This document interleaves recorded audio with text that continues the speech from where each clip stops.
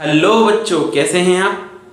हम आसान फिजिक्स में फिर से एक नया लेक्चर स्टार्ट करते हैं जिसमें हम पढ़ेंगे विद्युत द्विध्रुव के कारण निरक्षीय स्थिति में विद्युत क्षेत्र की तीव्रता और विद्युत द्विध्रुव को एक समान विद्युत क्षेत्र में रखने पर उस पर लगने वाला बल युग्म आघूर्ण। ठीक है, तो आप चैनल को ज्यादा से ज्यादा लाइक कीजिए, शेयर कीजिए, सब्सक्राइब कीजिए।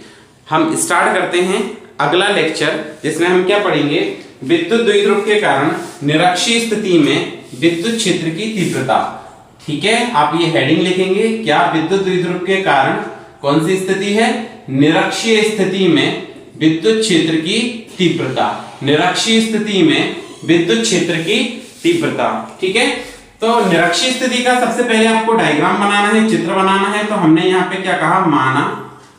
पहले तो आप हेडिंग लिखेंगे, क्या लिखेंगे, विद्युत द्विध्रुव के कारण निरक्षीय स्थिति में विद्युत क्षेत्र की तीव्रता। ठीक है, आपको प्रॉपर नोट्स बनाते जाना है, जो मैं पढ़ाते जा रहा हूं उसके साथ साथ नोट्स बनाते जाना है, कंप्लीट करते जाना है। तो हमने यहाँ पे क्या लिखा, माना ए बी एक विद्युत द्विध्रुव है, ए बी एक विद्युत द्विध्रुव है जो धनावेश एवं ऋण आवेश से मिलकर बना है। दोनों आवेशों के बीच की दूरी 2L है। क्या लिखा हमने, माना AB एक विद्युत द्विध्रुव है जो धनावेश एवं ऋणावेश से मिलकर बना है। दोनों आवेशों के बीच की दूरी 2L है। द्विध्रुव के मध्य बिंदु O से D दूरी पर लंबवत, द्विध्रुव अक्ष के कैसे लंबवत एक बिंदु P स्थित है। क्या पढ़ा, द्विध्रुव के मध्य बिंदु O से D दूरी पर द्विध्रुव अक्ष के लंबवत एक बिंदु P स्थित है। D दूरी पर है, ये एक बिंदु P स्थित है जिस पर हमें विद्युत क्षेत्र की तीव्रता ज्ञात करनी है।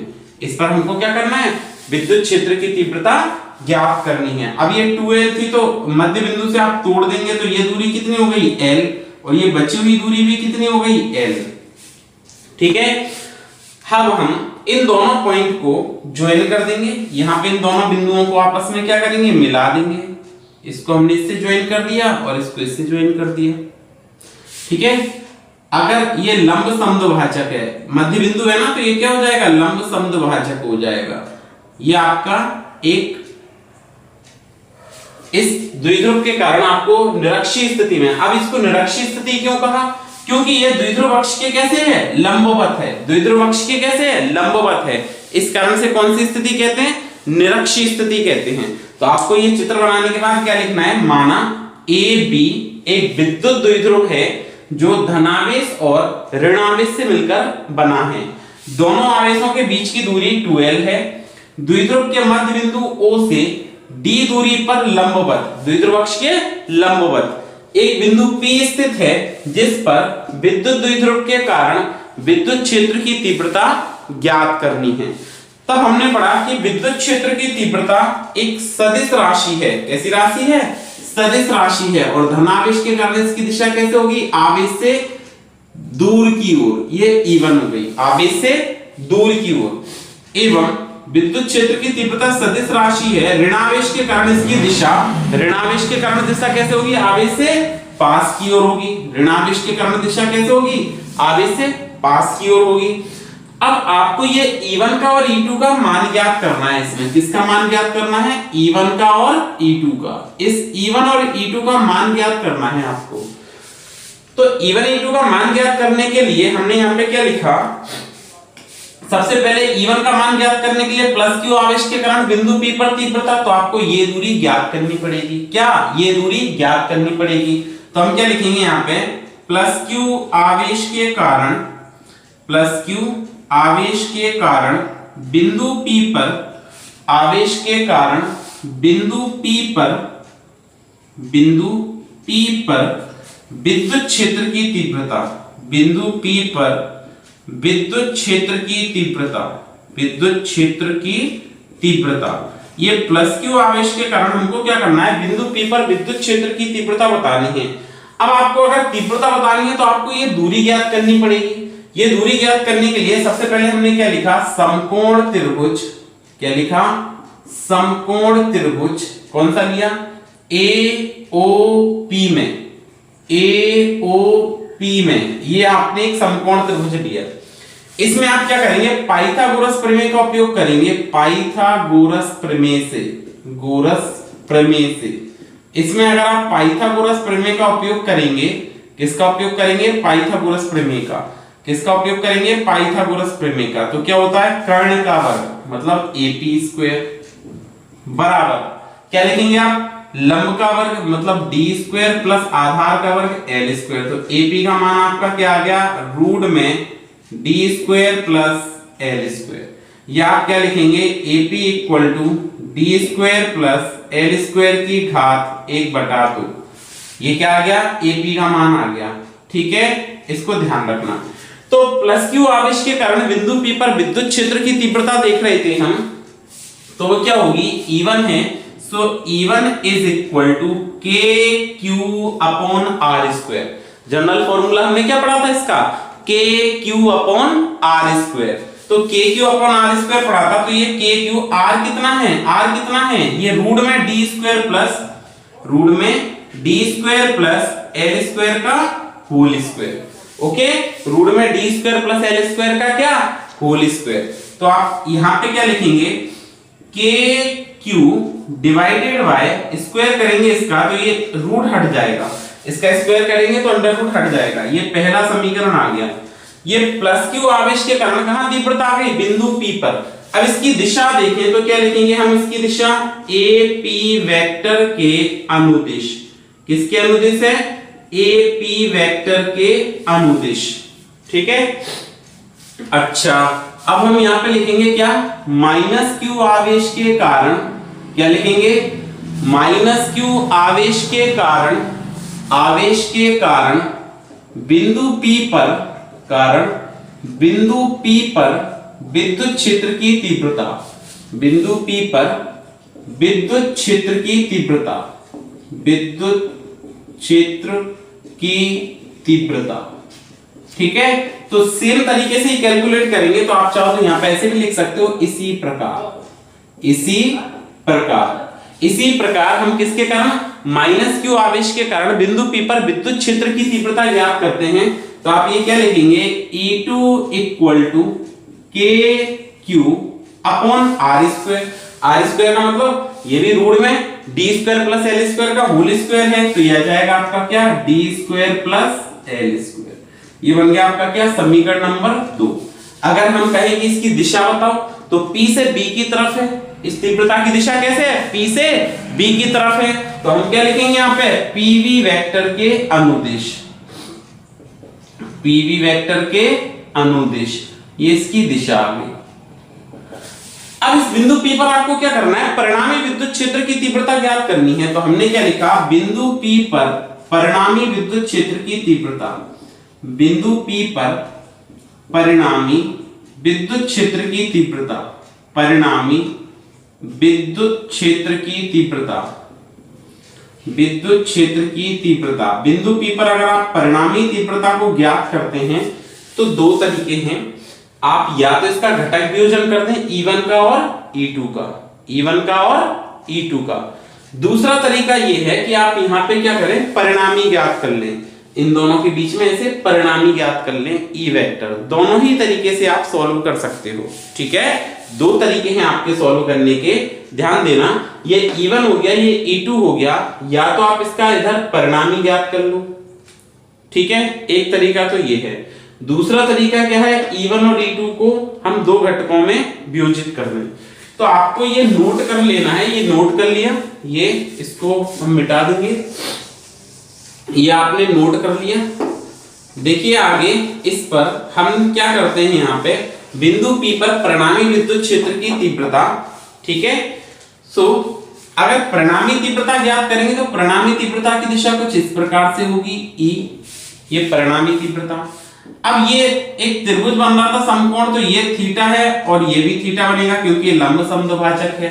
अगर ये थीटा है तो एकांतर कोण से ये भी क्या बनना चाहिए, थीटा बनना चाहिए। और अगर ये थीटा है तो संगत कोण से, एक ही रेखा के अनुदिश बन रहे हैं ना, तो ये भी क्या बनना चाहिए, थीटा बनना चाहिए। ठीक है, अब हम क्या करते हैं, E1 को दो घटक में विभाजित करते हैं। E1 को कितने घटक में विभाजित करते हैं, दो घटकों में विभाजित करते हैं। ऐसे घटक विभाजन किया अपन ने E1 का, तो ये क्या बना, E1 cos थीटा। ये घटक क्या बना, E1 cos थीटा, और ये क्या बना, E1 sin थीटा। ये दो घटक बन गए। ये क्या बन गया इधर की तरफ, E1 cos थीटा, क्योंकि जिसके साथ कोण बनता है वो कौन सा घटक कहलाता है, cos थीटा। तो ये घटक क्या हो गया, E1 cos थीटा, और ये लंबवत हो गया तो ये क्या हो गया, E1 sin थीटा। अच्छा, अब हम इस E2 के भी दो घटक बनाएंगे। E2 के आप दो घटक बनाएंगे तो इसकी दिशा किधर है, नीचे की तरफ है। इसकी दिशा किधर है, नीचे की तरफ है, तो घटक वियोजन भी इधर ही होगा, और घटक वियोजन इधर होगा तो इसी दिशा में एक और आएगा आपका क्या, E2 cos थीटा, क्योंकि इसके साथ एंगल बन रहा है। अब ये नीचे की तरफ क्या जाएगा, यहाँ पे E2 sin थीटा। ये दो घटक आ गए आपके, E1 cos थीटा और दूसरा घटक E2 sin थीटा। अब हम क्या करेंगे, देखो यहाँ पे क्या लिखना है आपको, बिंदु P पर परिणामी विद्युत क्षेत्र की तीव्रता ज्ञात करने के लिए E1 एवं E2 को दो लंबवत घटकों में विभाजित करने पर, बिंदु P पर, ये कौन सा बिंदु था, P, ये कौन सा बिंदु है, P, बिंदु P पर परिणामी विद्युत क्षेत्र की तीव्रता ज्ञात करने के लिए E1 एवं E2 को दो लंबवत घटकों में विभाजित करने पर, ठीक है, विभाजित कर दिया। विभाजित करने पर घटक, आगे क्या लिखेंगे, विभाजित करने पर घटक E1 sin थीटा और E2 sin थीटा परिमाण में समान एवं दिशा में विपरीत हैं, इस कारण एक दूसरे को निरस्त कर देते हैं। क्यों परिमाण में समान है, क्योंकि जो E1 का मान है, जो E1 का मान है, जितना परिमाण E1 का है उतना ही तो किसका है, E2 का है, तो ये निरस्त हो जाएंगे एक दूसरे से। तो परिणामी तीव्रता किस घटक के कारण प्राप्त होगी, E1 cos थीटा और E2 cos थीटा के कारण। तो बिंदु P पर परिणामी विद्युत क्षेत्र की तीव्रता, बिंदु P पर अगर आप परिणामी तीव्रता ज्ञात करें तो देखो ये तो निरस्त हो गए, अब ये बचे केवल, ये दोनों घटक बचे तो इनको जोड़ देंगे कुल तीव्रता के लिए। तो E बराबर क्या है, E1 cos theta plus E2 cos theta. अब अगर हम समीकरण 1 और 2 को देखें तो जो मान आपका E1 का आया है, जो किसका मान आया है, E1 का, वही मान किसका आया है, E2 का। E1 और E2 के दोनों के मान क्या हैं, समान हैं। तो मैं क्या कह सकता हूं, यहाँ पे E1 बराबर है आपका किसके, E2 के। E1 अगर E2 के बराबर है तो E बराबर मैंने इसको लिखा E1 cos थीटा, और ये दोनों बराबर है तो मैंने इसको भी E1 cos थीटा कर दिया।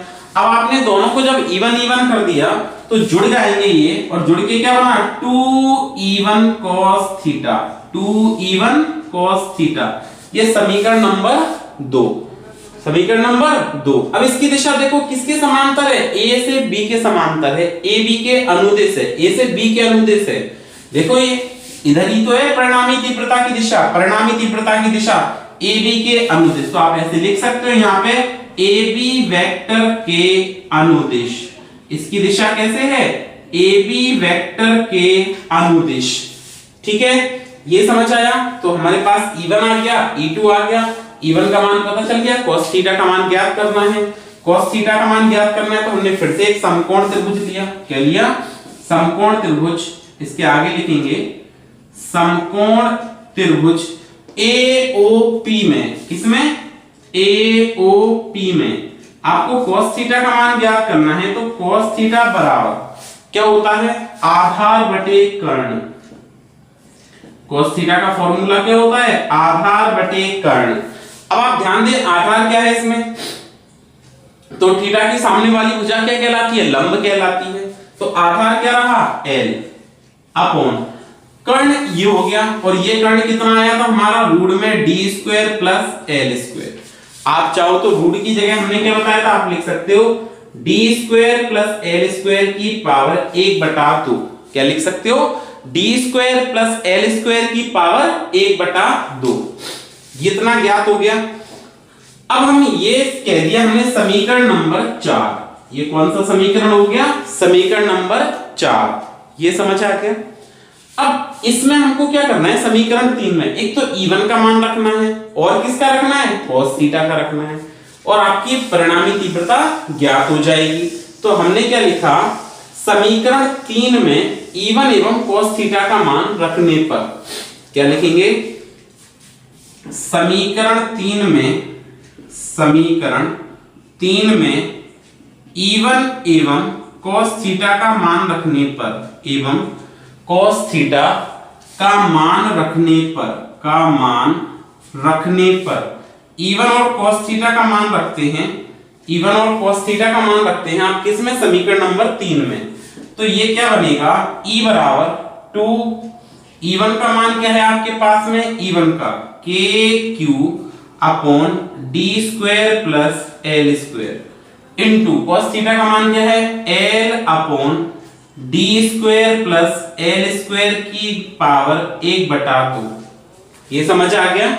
इतनी बात क्लियर हो गई आपको? आगे देखते हैं इसके बाद में। आगे हम जब इसको सॉल्व करेंगे आपको ये वीडियो पॉज करके ये सब लिख लेना है, पहले समझ लेना है, फिर वीडियो को पॉज करके बीच बीच में आप लिखते भी जाएंगे ये सारी चीजें। अब हम इसको आगे सॉल्व करेंगे, तो जैसे ही आगे सॉल्व किया तो ये बना E इज इक्वल टू क्या? K Q। अब 2 का गुणा किया तो मैंने लिखा Q into 2L, K Q into 2L। अब यहां देखिए इसकी पावर कितनी है? 1 है, इसकी घात कितनी है? 1, और इसकी कितनी है? 1/2। तो टोटल पावर कितनी हो जाएगी? D square plus L square की पावर 3/2। ठीक है। Q इंटू 2L को आप क्या लिखेंगे? P। तो P बराबर क्या होता है? Q into 2L। P को आप Q इंटू 2L लिखेंगे तो E बराबर K into P upon D square plus L square की घात 3/2। तो K को आप क्या लिख सकते हो? 1/4 pi epsilon not P upon D square plus L square की घात 3/2। ये निरक्षीय स्थिति में विद्युत क्षेत्र की तीव्रता आ गई। कौन सी स्थिति में आ गई? निरक्षीय स्थिति में विद्युत क्षेत्र की तीव्रता प्राप्त हो गई। अच्छा, फिर हमने इसमें एक कंडीशन लगाई क्या? कि यदि द्विध्रुव छोटा है, यदि द्विध्रुव छोटा है तब क्या होगा? D का मान बहुत ज्यादा हो जाएगा किससे? L से। D का मान बहुत ज्यादा हो जाएगा L से, तो ये नेग्लेक्ट हो जाएगा और यहाँ पे तीव्रता क्या बची? E बराबर 1/4 pi epsilon not P upon D square की पावर 3/2। ये तो नेग्लेक्ट हो गया, तो 2 से ये 2 कैंसिल हो जाएगा, तो तीव्रता आ गई आपकी 1/4 पाई एप्सिलॉन नॉट P/dq। ये निरक्षीय स्थिति में विद्युत क्षेत्र की तीव्रता प्राप्त हो गई। कौन सी स्थिति में? निरक्षीय स्थिति में विद्युत क्षेत्र की तीव्रता प्राप्त हो गई। अच्छा, ये क्लियर हो गया, ये बात समझ में आ गई। अब देखो परिणामी तीव्रता की दिशा कैसे है? A से B की ओर।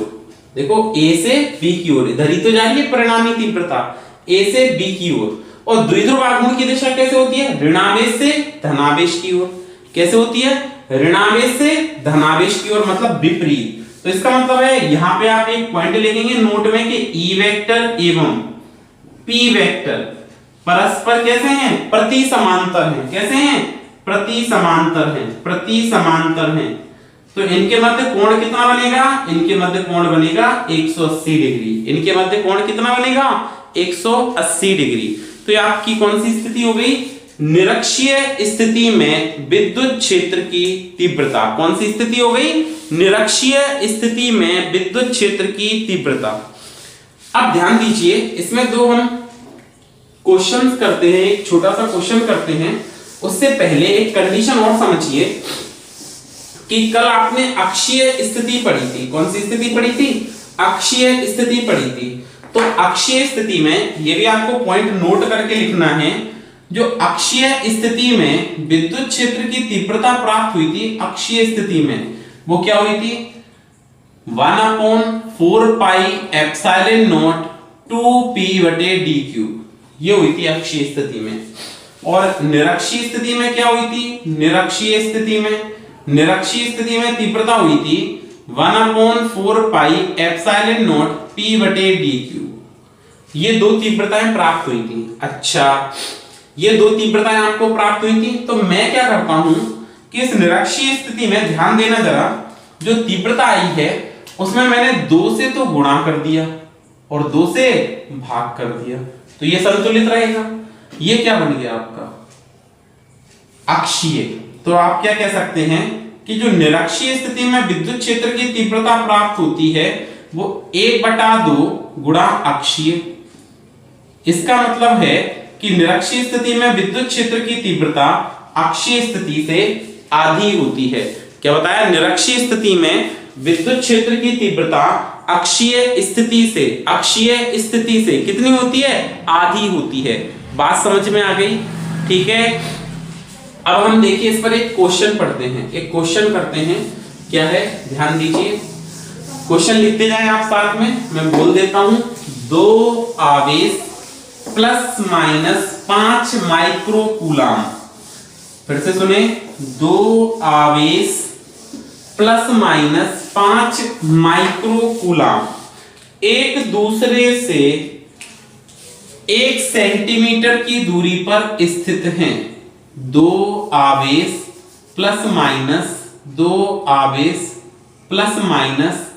±5 माइक्रोकूलम, एक तो प्लस हो गया, दूसरा माइनस हो गया। ठीक है, प्लस माइनस 2 आवेश, आपको लैंग्वेज में लिखना है, 2 आवेश ±5 माइक्रोकूलम, तो ये माइनस का 5 माइक्रोकूलम होगा। आवेश है 2, ठीक है। तो 2 आवेश ±5 माइक्रोकूलम एक दूसरे से कितना? 1 सेंटीमीटर की दूरी पर स्थित हैं। कितने पे? 1 सेंटीमीटर की दूरी पर स्थित हैं। तब इनके मध्य बिंदु से 0.30 सेंटीमीटर की दूरी पर, कितनी दूरी पर? कितनी दूरी है? दूरी कितनी है? 0.30 सेंटीमीटर की दूरी पर पहला है तीव्रता ज्ञात कीजिए। दूरी पर तीव्रता ज्ञात कीजिए। ठीक है। कब? पहला है अक्षीय में और दूसरा है कब? निरक्षीय में। दूसरा कब है? निरक्षीय में। ये आपको एक न्यूमेरिकल दिया है। अक्षीय और निरक्षीय स्थिति में आपको क्या करना है? तीव्रताएं ज्ञात करनी है। एक तो अक्षीय स्थिति में ज्ञात करनी है और दूसरी निरक्षीय स्थिति में ज्ञात करनी है। फिर से सुने, 2 आवेश ±5 माइक्रोकूलम एक दूसरे से 1 सेंटीमीटर की दूरी पर स्थित हैं। तब इनके मध्य बिंदु से 0.30 सेंटीमीटर की दूरी पर तीव्रता ज्ञात कीजिए, अक्षीय में और निरक्षीय में। अच्छा, तो ये देखें, सबसे पहले अपन अक्षीय में ज्ञात करते हैं। तो फॉर्मूला क्या होता है अक्षीय स्थिति का? E अक्षीय बराबर 1/4 पाई एप्सिलॉन नॉट 2p/dq। ठीक है, 1/4 पाई एप्सिलॉन नॉट 2p/dq। अब आप कहेंगे d² + l² की पावर होल स्क्वायर क्यों नहीं लिखा? d² + l² का होल स्क्वायर। देखो तो ये कितना है? 2l कितना है आपका? 2l 1 सेंटीमीटर, और l निकालेंगे तो 0.5, उसकी भी पावर -2, मतलब डिवाइड करेंगे तो बहुत छोटा हो जाएगा। और आपकी यहाँ पे d कितनी है? 0.30, नॉट सेंटीमीटर, मीटर। ये मीटर में है, ये मीटर में है। आपको तीव्रता ज्ञात करनी है। P ज्ञात करिए। सबसे पहले P बराबर क्या होता है? Q × 2l। तो Q कितना है आपके पास में? 5 माइक्रोकूलम -6। 2l कितना है? 1 सेंटीमीटर, तो 1 × 10⁻², मतलब P आ गया 5 × 10⁻8 कूलम × मीटर। ये बात समझ में आ गई? यहां वैल्यू रखें। वैल्यू जैसी रखेंगे तो अक्षीय E अक्षीय बराबर 1/4 पाई एप्सिलॉन नॉट कितना? 9 × 10⁻9 इंटू 2। P का मान कितना है? P का 5 × 10⁻⁻8 डिवाइडेड बाय 0.30 मीटर है ना, 0.30 इसका क्यूब, 0.30 इसका क्या हो जाएगा? क्यूब। अब देखिए, ध्यान दीजिए इसको। तो अक्षीय स्थिति में जो तीव्रता आपको प्राप्त होगी, कौन सी स्थिति में? अक्षीय स्थिति में। इसको आपने सॉल्व किया तो 9, और ये -8 से ये प्लस का 9 कैंसिल होगा, -8 से ये प्लस का 9 कैंसिल होगा, तो यहाँ पे कितना रहा? 10। तो 9 इंटू 10, ठीक है, इंटू क्या लिखेंगे, ये भी कितना हो जाएगा 5 इंटू 2, तो ये भी 10 हो गया, डिवाइडेड बाय 0.30 इंटू 0.30 इंटू 0.30, 3 बार लिख लिया, ये समझ आ गया। अब ध्यान दीजिए, देखो 2 4 6, तो यहां पे हो गया 10 की पावर 6, ठीक है। इसको सिंप्लीफाई करते हैं, तो 9 इंटू 100 इंटू 10 की पावर 6 अपॉन, मल्टीप्लाई करें इसका, 30 इंटू 30 हुआ ना, तो 900 इंटू 30, तो ये 2 जीरो से इसको कैंसिल किया, ये 9 से 9 कैंसिल हो गया, ठीक है। इसको आप क्या लिख सकते हैं, 100/30 10 की पावर 4, 0 से 0 गया तो 3.33 10 की पावर 4 न्यूटन पर कूलम, 0.33 इंटू 10 की पावर 4 न्यूटन पर coulomb. This is the answer, this is the answer. ये अक्षीय स्थिति आ गई। आप क्या करेंगे, निरक्षीय स्थिति में कैलकुलेट करेंगे ई निरक्षीय, ई निरक्षीय, तो अभी हमने पढ़ा निरक्षीय में क्या होता है 1/2 गुणा ई अक्षीय, ये निरक्षीय स्थिति में तीव्रता आती है। अच्छा 1/2 अक्षीय में कितनी आई थी 3.33 10 की पावर 4, सॉल्व करें तो ये कितना हो गया 67 10 की पावर 4 न्यूटन पर coulomb. This is the answer. तो अब देखिए इसके बाद हम नेक्स्ट टॉपिक पढ़ते हैं। एक समान विद्युत क्षेत्र में, हेडिंग लगाइए, एक समान विद्युत क्षेत्र में द्विध्रुव पर लगने वाला बल युग्म आघूर्ण क्या है।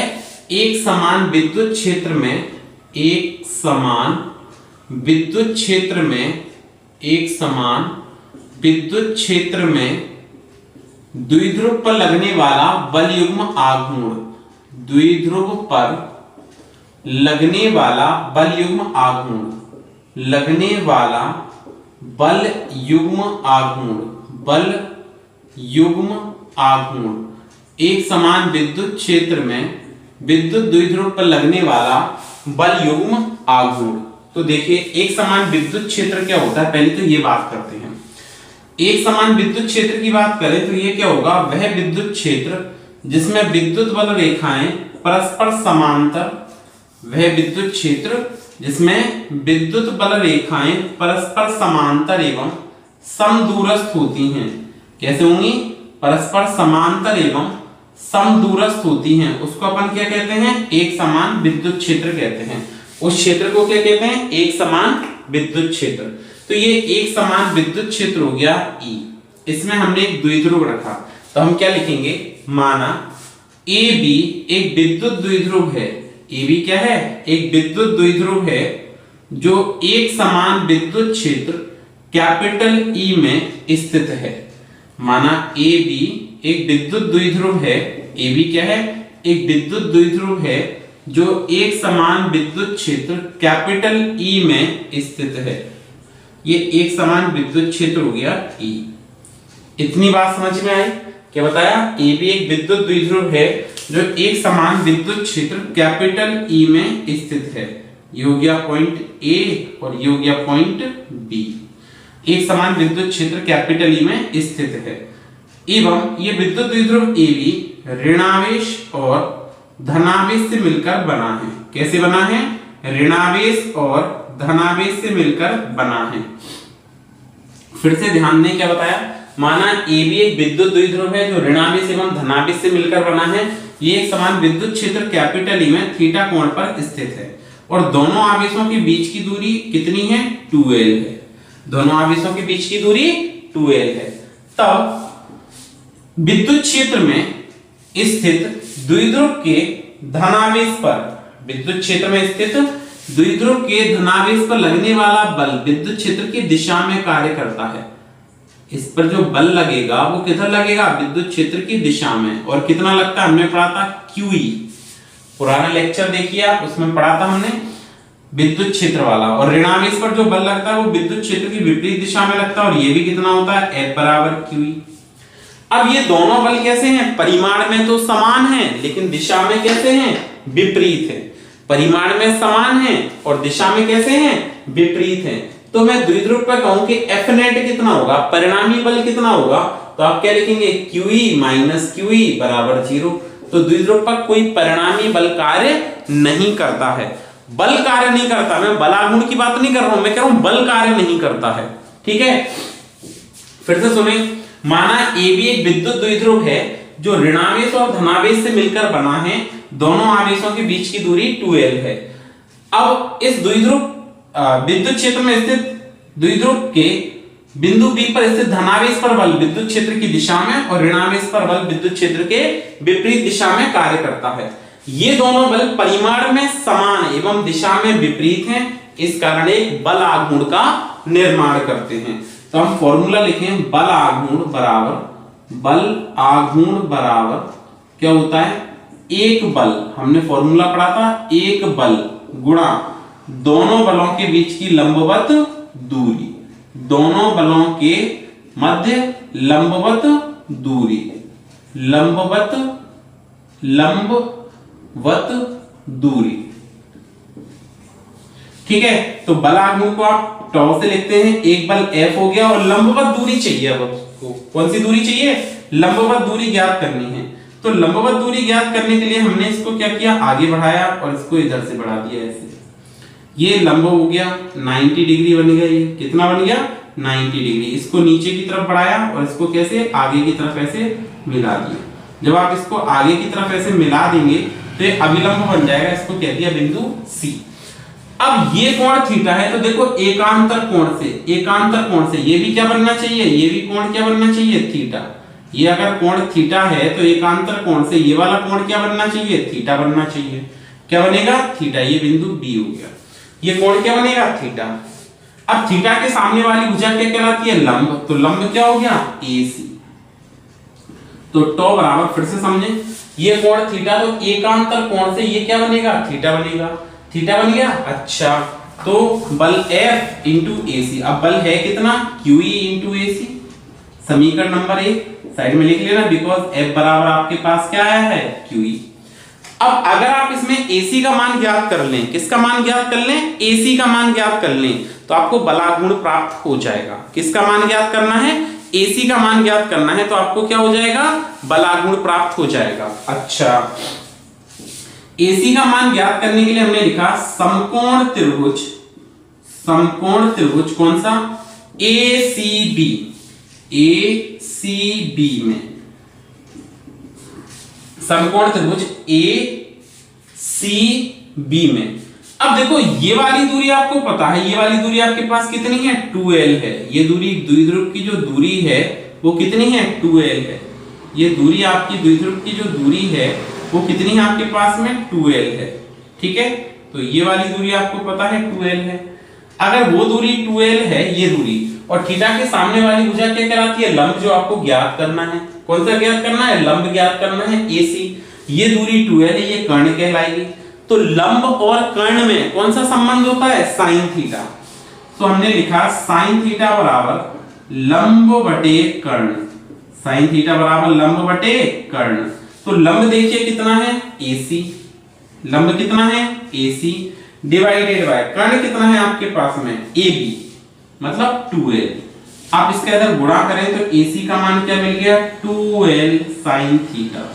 AC का मान क्या मिल गया, 2L sin थीटा। AC का मान समीकरण 1 में रखने पर, तो हमने क्या लिखा, AC का मान समीकरण 1 में रखने पर, AC का मान समीकरण 1 में रखने पर, जैसे ही आप AC का मान समीकरण 1 में रखेंगे तो ये बलागुण बनेगा, टॉ बराबर QE into 2L sin theta, QE into 2L sin theta. अच्छा, आगे ध्यान दें तो टॉ बराबर Q इंटू 2L गुणा E sin थीटा। इसको हमने ऐसे लिख सकते हैं, आपने टॉ बराबर Q into 2L into E sin theta.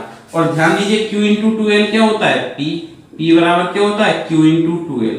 तो बलागुण क्या आएगा, PE sin थीटा। ये इंपोर्टेंट फॉर्मूला है। टॉ बराबर क्या आया, PE sin थीटा। अगर हम इसका सदिश रूप लिखें, क्या सदिश रूप में, सदिश रूप में वेक्टर फॉर्म लिखते हैं तो ये आ जाएगा टॉ वेक्टर। अब ध्यान दीजिए, जब भी साइन थीटा हो, क्या हो, साइन थीटा, तो कौन सा गुणा होता है, क्रॉस। कौन सा गुणा होता है, क्रॉस। और cos थीटा हो तो कौन सा होता है, डॉट। तो हमने लिखा टॉ वेक्टर बराबर क्या लिखेंगे, p vector cross e vector. Tau vector बराबर p vector cross e vector. तो ये आपका बलागुण हो गया। ये क्या हो गया, बलागुण। ये बात समझ में आ गई। अच्छा, अब इसमें कुछ कंडीशंस हैं, वो कंडीशंस देखिए क्या क्या है। फर्स्ट कंडीशन क्या है कि मैंने कहा कि यदि विद्युत द्विध्रुव को एक समान विद्युत क्षेत्र के समांतर रखा जाए, ये पॉइंट लिखने हैं आपको, ये नोट कर दिए। यदि विद्युत द्विध्रुव को एक समान विद्युत क्षेत्र के समांतर रखा जाए, जब भी समांतर की बात करें तो थीटा बराबर कितना, 0 डिग्री, या प्रति समांतर रखा जाए तो थीटा कितना, 180 डिग्री। यदि विद्युत द्विध्रुव को एक समान विद्युत क्षेत्र के समांतर या प्रति समांतर रखा जाए, तब द्विध्रुव पर लगने वाला बलागुण टॉ बराबर Pe sin 0 डिग्री या टॉ बराबर Pe sin 180 डिग्री। और आप देखेंगे कि sin 0 डिग्री का मान 0 होता है और 180 डिग्री का मान भी क्या होता है, 0 होता है। तो बलागुण भी कितना हो गया, 0 हो गया। बलागुण कितना हो गया, 0 हो गया। दूसरी कंडीशन देखो, दूसरी कंडीशन में कहें कि यदि विद्युत द्विध्रुव को एक समान विद्युत क्षेत्र के लंबवत रखा जाए, कैसे रखा जाए, लंबवत रखा जाए, तो थीटा बराबर, दूसरा पॉइंट क्या लिखेंगे, यदि विद्युत द्विध्रुव को एक समान विद्युत क्षेत्र के लंबवत रखा जाए तो थीटा 90 डिग्री है। अतः द्विध्रुव पर लगने वाला बलागुण टॉ बराबर Pe sin 90, और sin 90 का मान कितना होता है, 1। कितना होता है, 1, जो अधिकतम मान है। जो कैसा मान है, अधिकतम। तो यहाँ पे जो अधिकतम मान प्राप्त होगा वो आएगा Pe। ये आंसर, ठीक है।